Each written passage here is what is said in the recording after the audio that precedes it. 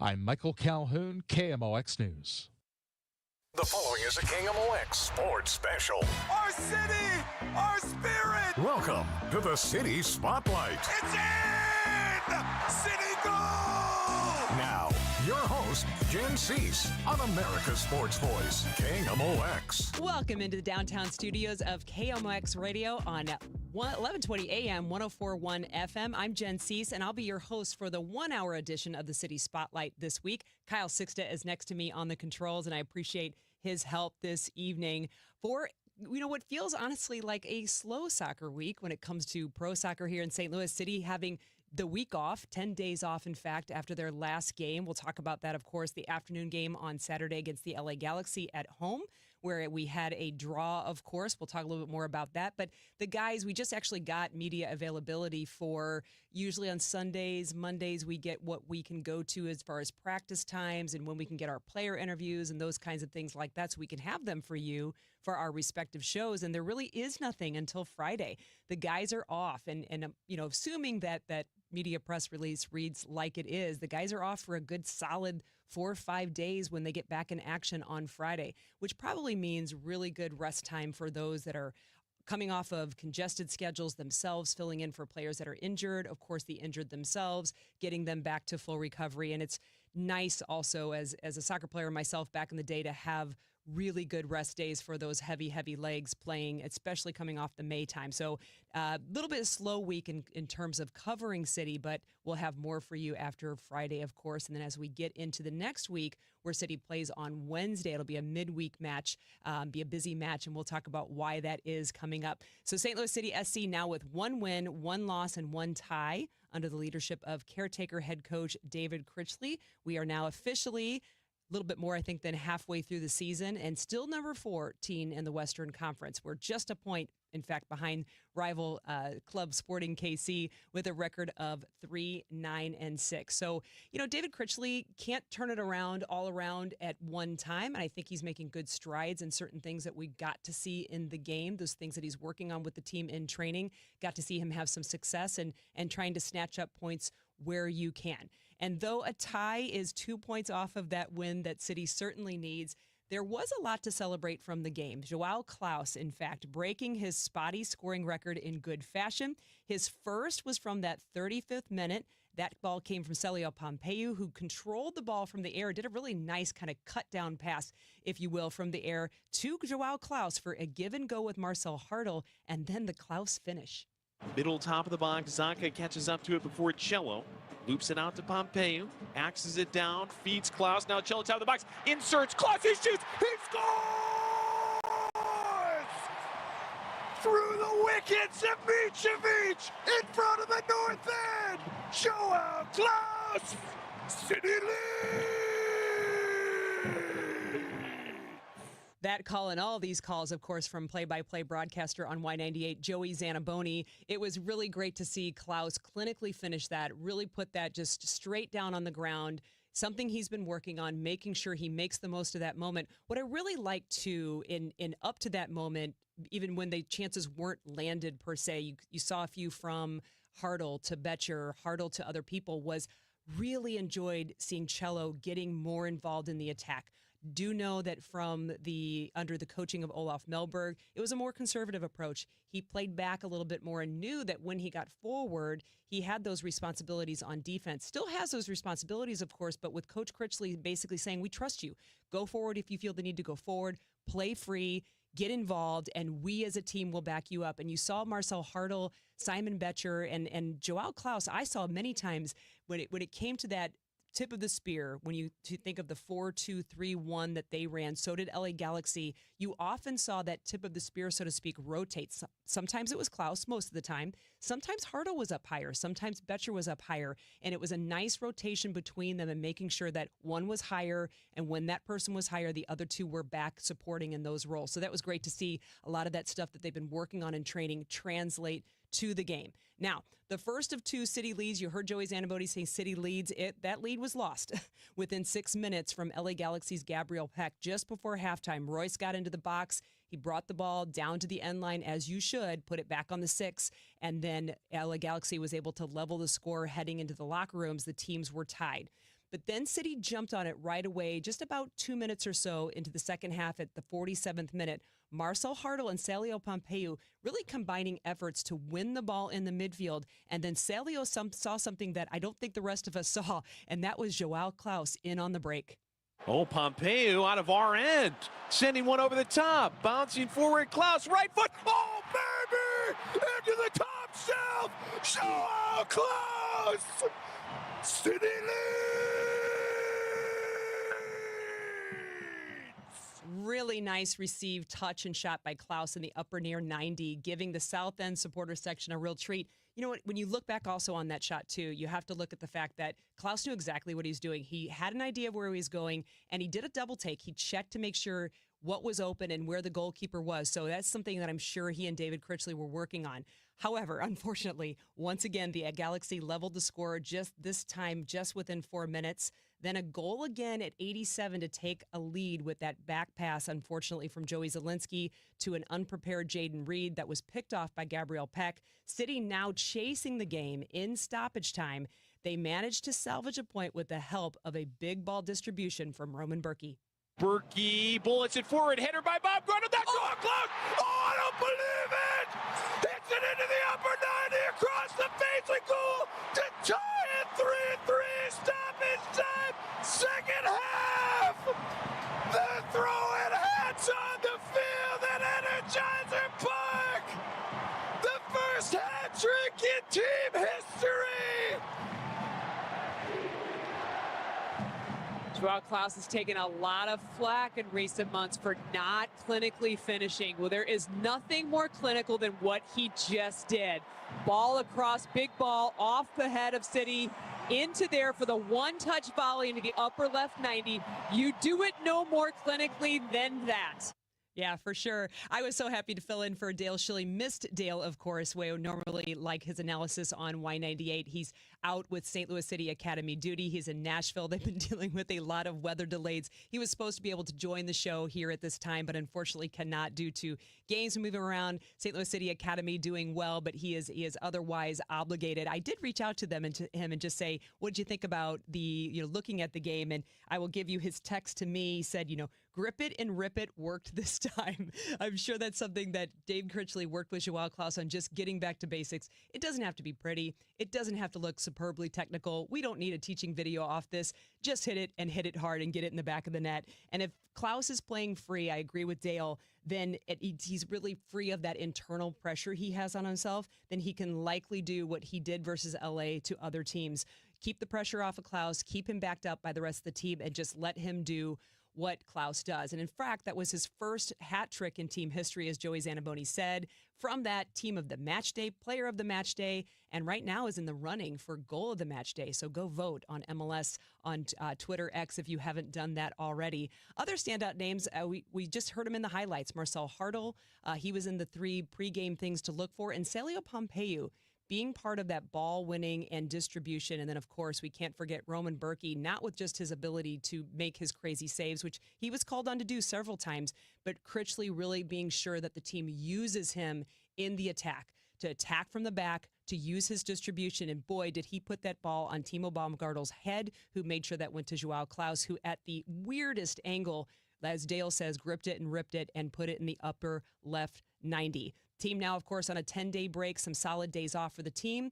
And with that, what that does, coming back together and getting ready for the next match will be the focus for them this week. That next match, home next week, Wednesday. Not this week, next week, June 25th, back at Energizer Park for midweek match against Orlando. Eastern Conference people will face there. 7:30 p.m. kickoff pregame on our sister station, Y98. At 7 p.m. So we'll get a few more thoughts, of course, on City, but we're also going to switch gears and talk a little bit about the U.S. men's national team. In fact, at City's next game on Wednesday, the 25th, the club will take time at the match to honor the 1950 U.S. men's national team that historically beat England. It's the 75th anniversary of that match, and blend some history with current events with former national team player Ty Keogh. Ty is up next on KMOX. It's Tom Ackerman for Innsbruck. Just the beautiful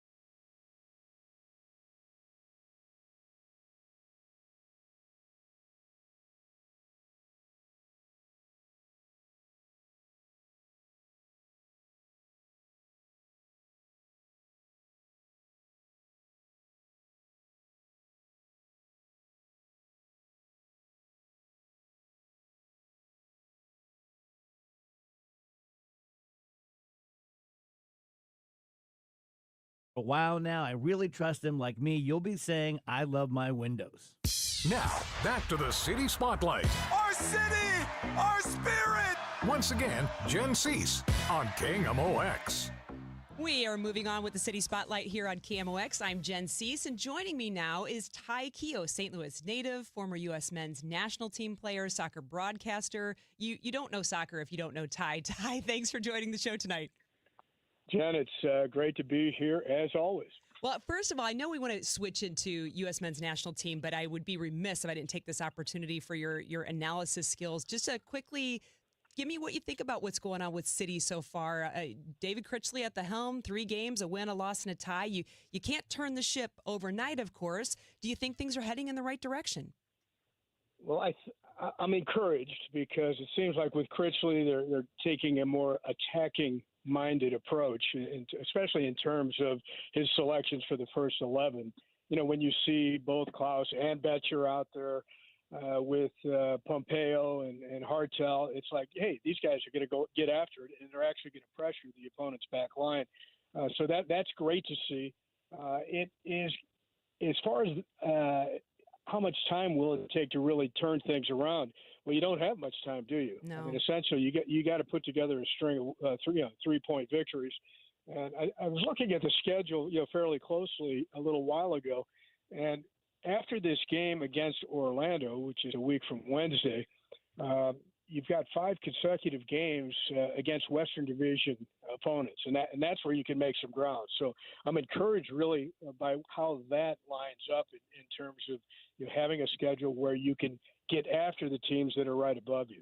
And of course, City also has to figure out how to, in those highlights I played in the first segment, it's been it was there sometimes under Bradley Carnell as well, so it's not like it's a new thing. But City has to figure out how not to bleed a goal right after scoring.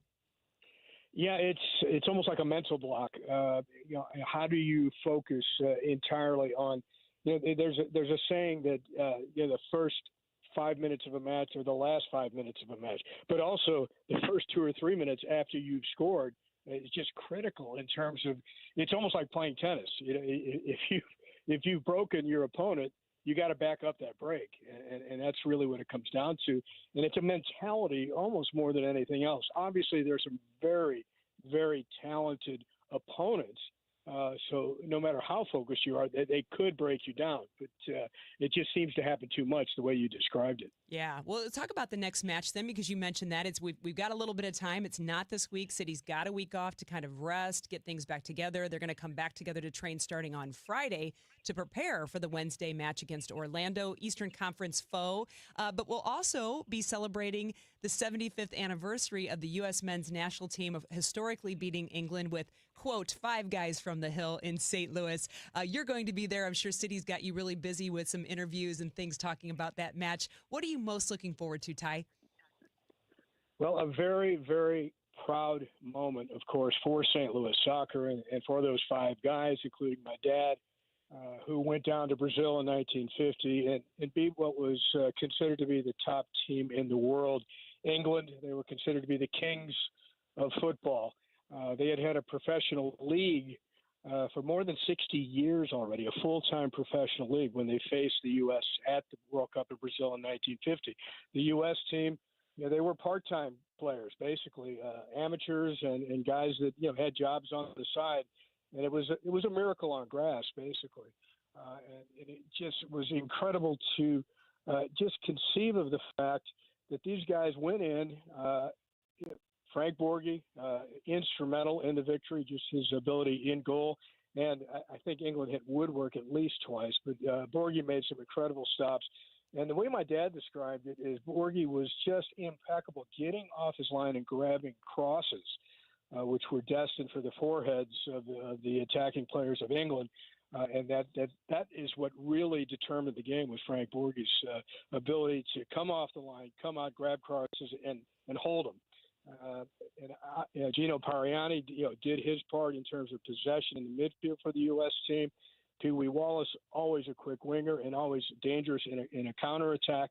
And Charlie Colombo, who apparently made the key tackle of the match, and it was described as a football-style shoestring tackle.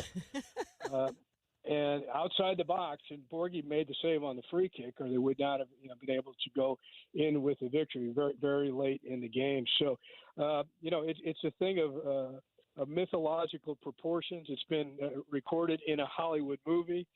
Gerard Butler starring as Frank Borghi. And you know what? And I'm going to just correct you a little bit, Jen. There were 4 guys from the Hill. Why do I have 5 in there? Why do I have 5 guys from? Where's that quote from? There's been a couple releases put out that I've tried to make sure they eradicate and correct them. But my dad was from the Cronolette area.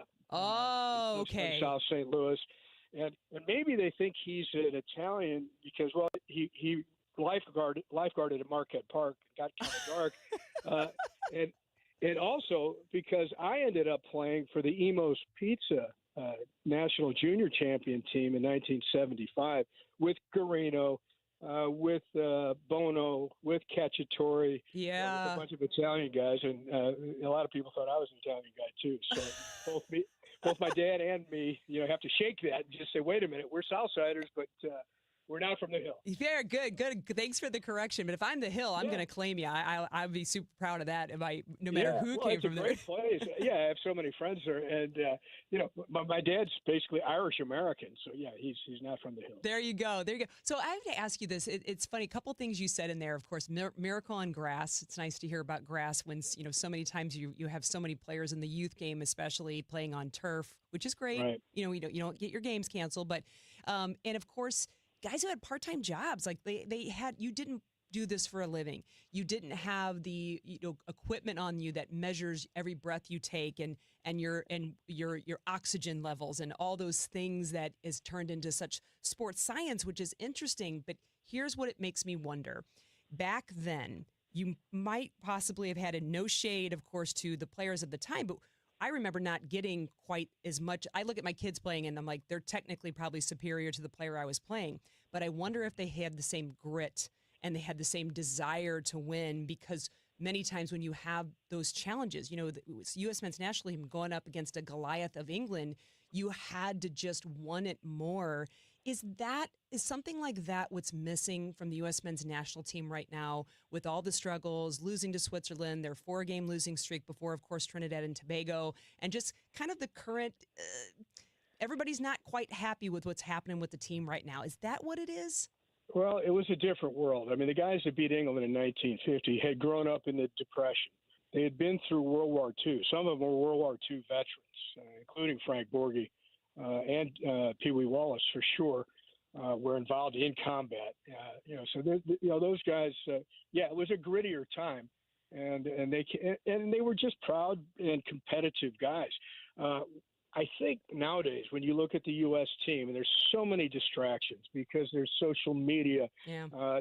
There's I don't want to badmouth agents, but players' agents, I think, really get in the middle of a lot of stuff that maybe wouldn't happen otherwise. Now, they're looking out for their players. They're trying to seek an advantage for them financially and even career-wise. But it's another really huge distraction when you're trying to mold a team that is focused and that can get a true goal taken care of. And there's pressure because essentially the U.S. is hosting this World Cup a year from now. Right. So you're expected to put on a good performance. You're expected to advance in the tournament, and it gets tough. And it goes back to something I remember, the 94 World Cup. Carlos Parreira, the Brazilian manager, confiscated every player's cell phone for 6 weeks, leading up to the World Cup and during the World Cup. That was back in the flip phone days, I'm sure. Yeah, he told them, you have one job. Brazil had not, at that time, won a World Cup in 24 years. Wow. And is to bring the World Cup back to Brazil, and they did in '94. So, you got to be focused, you got to be gritty, just like you said.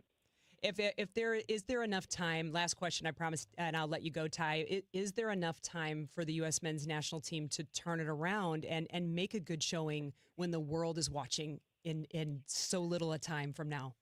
Yeah, there's enough time. There's almost too many options. I mean, there's so many really gifted players now in the player pool who are having good performances and good careers in top level clubs around the world, especially in Europe. So, it makes it a bit of a Rubik's Cube to find the right fit of players and a system.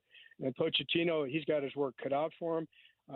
The thing that he has working against him, other than the pressure of being essentially the main host country, is really to have competitive games rather than friendlies, because you automatic qualifier when you're a host. So that makes it harder to really find out what you have and what's working well. All right. Thanks, Ty. I thank you for this time tonight. And, of course, I look forward to seeing you at the game on the 25th as the 1950 U.S. men's national team receives their honor. And we kind of harken back to those great days of when it could be done when nobody thought it could. Yeah, it'll be a big celebration. I look forward to it. Thanks, Jen. You got it. That was Ty Keough, St. Louis native, former U.S. men's national team player and lauded soccer broadcaster. You can catch him at the next City game along with others as we look back to those times and honoring the team, not only with the jersey, of course, that the club rolled out this year, but looking at those players who are involved and can talk about those times in St. Louis soccer in terms of the U.S. men's national team. We're going to continue this conversation on the other side of this break. St. Louis soccer and men's Mr. Soccer himself, Bill McDermott, is going to come on and talk a little bit more and pick up the conversation and get his thoughts about the U.S. men's national team. More next on KMOX.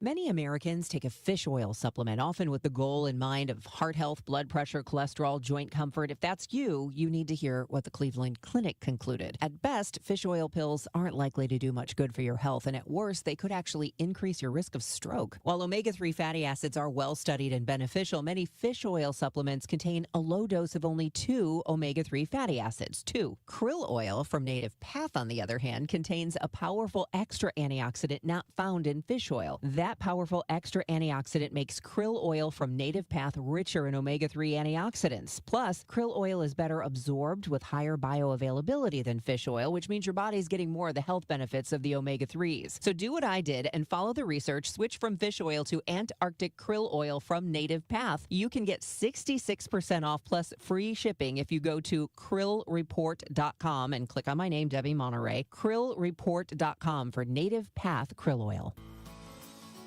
Hey St. Louis, this is Ben Barnett, board-certified master arborist with Timberline Professional Tree Care.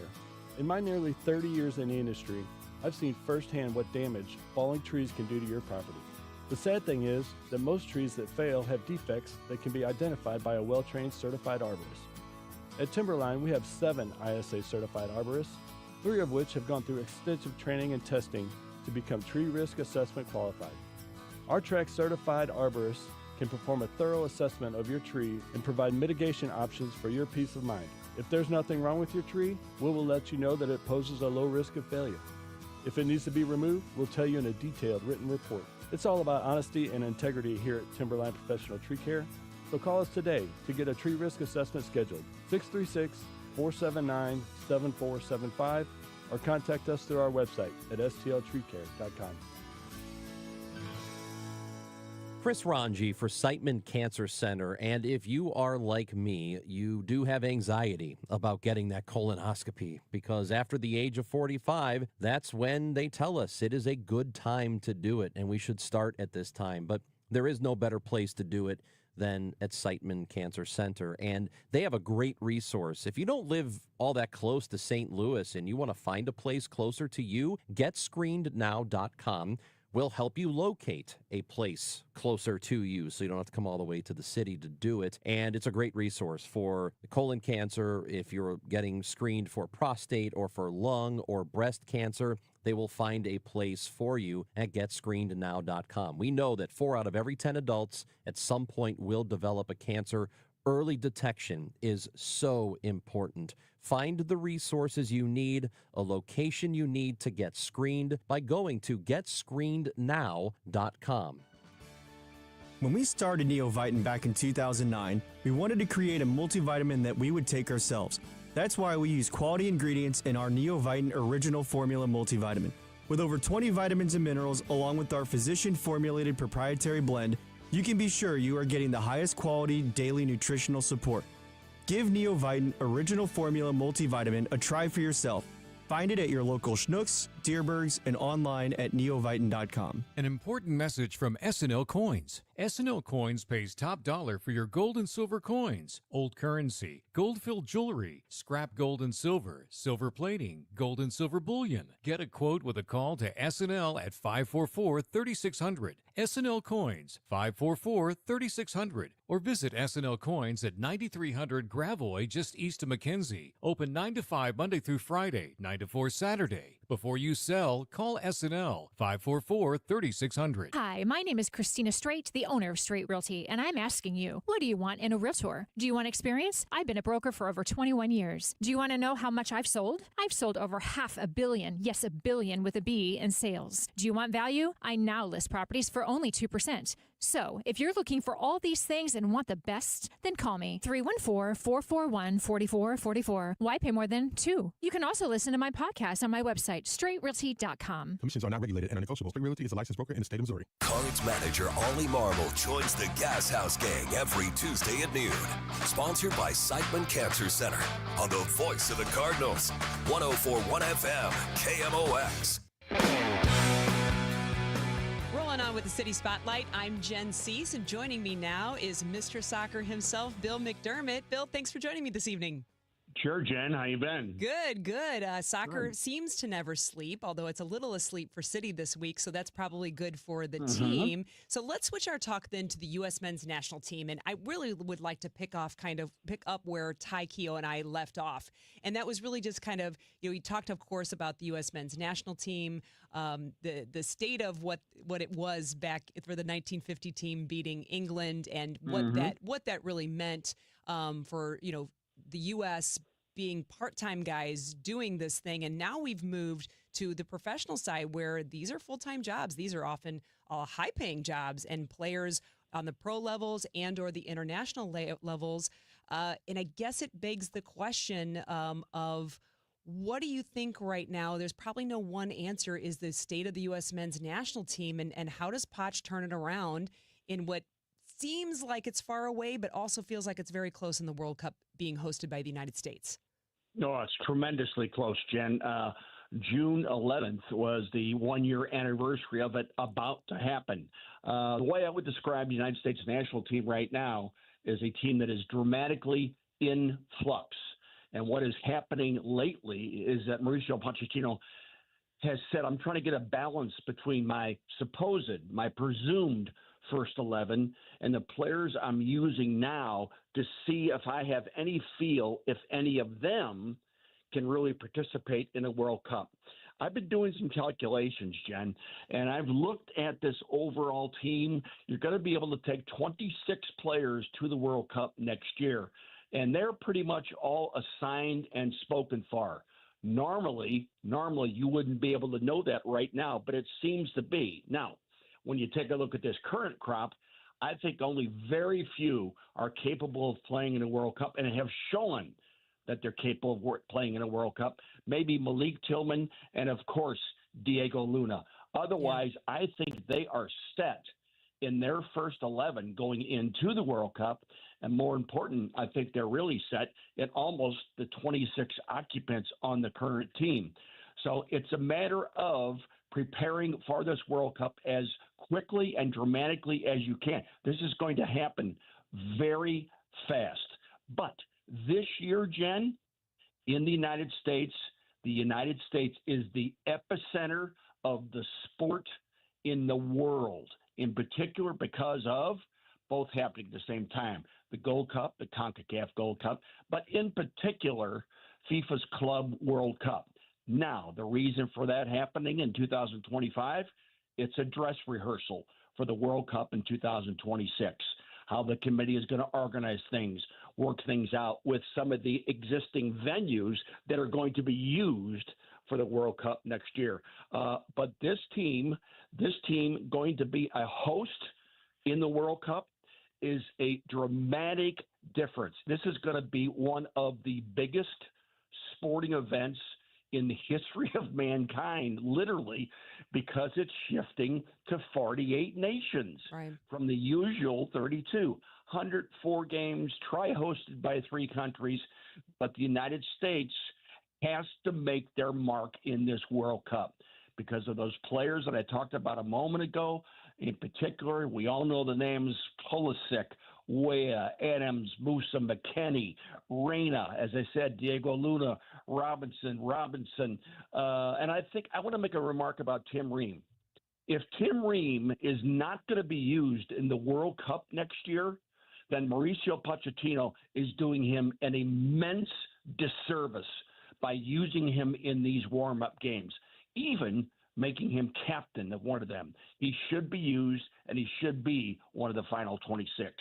Well, you mentioned, I agree with you there. You mentioned Pulisic, being a name, and it's interesting because I pulled up an article that I believe came from today, actually maybe yesterday, from off ESPN. I can't see who wrote it right now, but just talked a little bit about Pulisic and Pochettino basically saying, hey, players need to listen and stick with the plan. You cannot dictate when you want to play, where you want to play. It comes from this article that looks like Christian Pulisic wanted to play in the friendly but didn't want to play in the Gold Cup, and Poch said that's not how it works here. Is that some of it too? Is that there's, Ty talked about distractions. Last week, Mike Sorber talked about lack of identity. Is it all of those things where we just don't have that sole focus on playing for country and pride? I totally agree with that, Jen. Yes, and as a matter of fact, the overall thing, this may be coach speak, but a lot of coaches will tell you, trust the overall process. You remember that years ago when Jurgen Klinsmann was the national team coach and no less than Landon Donovan got into it with Jurgen Klinsmann with reference to not wanting to play for the national team at certain stages of his career. And you're saying that to a coach who places playing for the national team, Jurgen Klinsmann, as a sanctity to put on Germany's white, black, white. You are privileged to do that. It is a privilege. It's not a foregone conclusion because you play well for your club, you're going to get to the national team. But a lot is made about this team, this current team, going into the World Cup, being the golden generation. The golden generation for the United States national team, I think, was at the 2002 World Cup. Just remember that team down the spine, Friedel and goal, Berhalter and Pope in the back, Reyna and John O'Brien, who largely goes unforgotten in the United States history of national team players, and then Brian McBride and Landon Donovan at top. I don't know if this team, we will see, because they're playing literally all over the world. I don't know if this current team has that same pedigree. Well, I really appreciate, Mr. Soccer, your time this evening kind of previewing that. Of course, more conversations to come up as the U.S. men's national team continues to go on. Of course, in the Gold Cup, they did beat Trinidad and Tobago, able to, they should beat that game, so you should win that game. But I guess it probably does help to break a losing streak, and hopefully that Pochettino can work with the players and make sure, priorities in order in these next couple of years so you can make a good showing for your home country on your home soil. Positively, Jen. You're hosting the world's largest sporting event. Everyone thought when it came to the United States in 1994, everybody was a naysayer. How can the United States host a World Cup? They don't have an organized league. They have no identity. Nothing they've done in the World Cup is of any consequence other than 1930 when they came in third place, and then they haven't qualified since 1950. Well, it turns out to be the highest average attendance in the history of the event. 68,991. And with the venues that are going to be used in 2026, all of which are football venues, the average will go well over 68,000 people. So this is going to be an immense event. And as we pointed it out when we first began our conversation, it's coming around June 11th next year when Mexico begins the World Cup with the game at Azteca Stadium. All right. Thanks, Bill. Look forward to more talks and see you at the next game when City honors the U.S. men's national team 1950 team beating England. Yes, ma'am. June 29th, 1950. 10,151 people. Very scant crowd. United States won, England nothing. Who would have thought this possible? But it did indeed happen. Thanks, Bill. Talk to you soon. All right, Jen. Bye now. That was Bill McDermott, Mr. Soccer, talking about the current state of the U.S. men's national team. You'll catch him and Ty Keogh and others at City's next game as they honor that 1950 team and talking U.S. men's national soccer at our next home game. Stay right here. One more segment to go, and we talk college soccer because it's recruiting time. Wendy Dillinger from the Missouri Rush Soccer Club will join us to give us a little perspective and talk about college recruiting next on KMOX. Get this, 42%.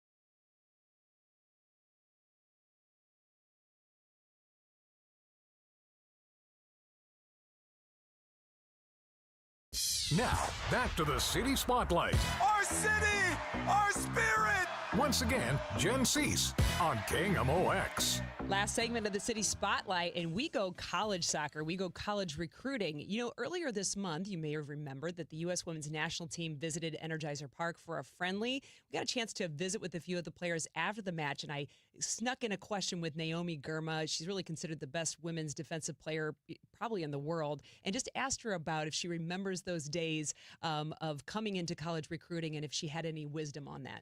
I mean, I would say just trust the process and trust yourself and the work you've put in, and hopefully, you can go where you want. And yeah, I think also if it doesn't come right away, it doesn't mean it's not going to come at all. So just be patient too.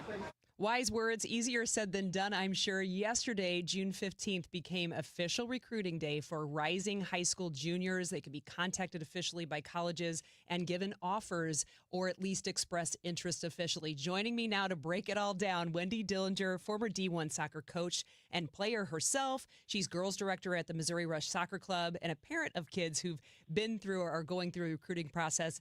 Wendy, thanks for your time this evening on a day where I'm sure yesterday it's just not done yet for the recruiting process. That is absolutely true.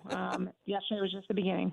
Yeah. So, in giving us perspective for those that are going to go through it or in it right now, things have changed so much. Do you have you work with players that go through this, any words of wisdom on fielding the calls as players and considering all the options? And then even what if you didn't get called? What if you didn't get that particular call that you wanted to yesterday, and how you go through this process of stressful trying to figure out where you're going to go?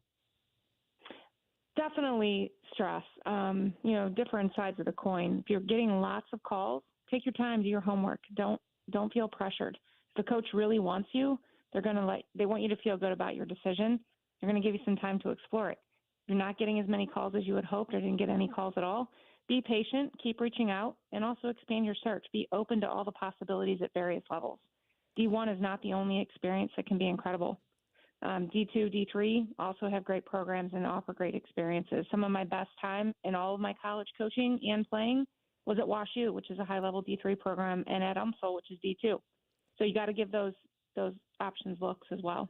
Yeah, and that really speaks to, right, the importance of fit. You can look at a D1 program, might be one of the top 10 in the country or whatever that might be, and it looks good, but it may not fit you in terms of, do you want to play right away? Do you want to wait 2 years to get on the pitch and you're just practicing really? What are some of those considerations, and maybe even, off the pitch considerations that you would encourage players to look at when they're making their overall decision? Well, you're exactly right. You want to have an opportunity to play right away. Those are questions to ask when you're in the process. How's the campus feel? How about location, distance from home, academic programs? Do they have what you want to study?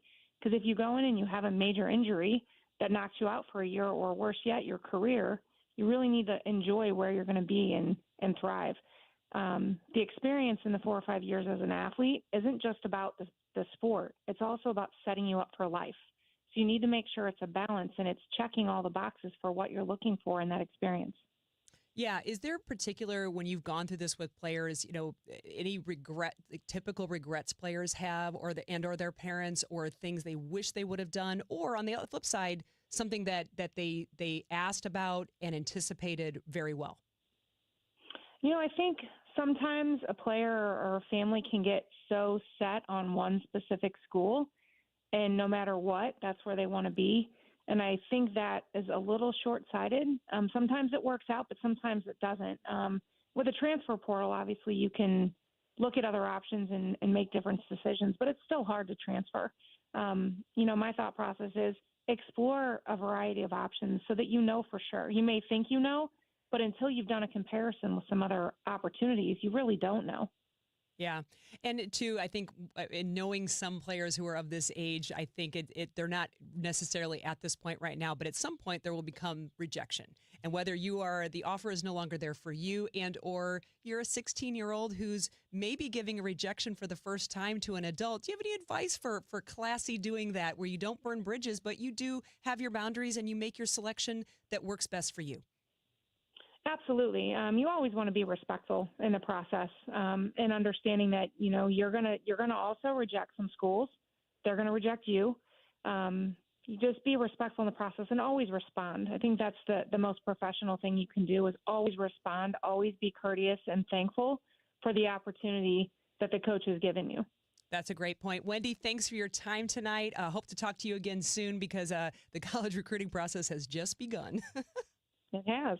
Thank you. Thanks. That was Wendy Dillinger. She's a former D1 soccer player and coach herself. She's a girls director at Missouri Rush Soccer Club and parent of the kids who've been through the recruiting process. And she works with kids on a daily, yearly basis, actually, on helping them choose the right colleges. Definitely wise words to listen to. That'll do it for the City Spotlight. It's been a busy show. I can't believe this hour is practically up. Thanks to Kyle Sixta on the controls here. If you missed any part of the City Spotlight, you can always find it free on the Odyssey apps under the podcast section. You can catch show replays. You can catch replays of some of the city game pieces that we have, like player interviews and more. The next week MLS regular season game is home Energizer Park. It's a midweek match against Orlando on Wednesday, June 25th. Kickoff at 7:30 p.m. and we'll have pregame on Y98 at 7. I'm Jen Siess, and you've been listening to the City Spotlight on America's Sports Voice, KMOX. Many Americans take a fish oil supplement, often with the goal in mind of heart health, blood pressure, cholesterol.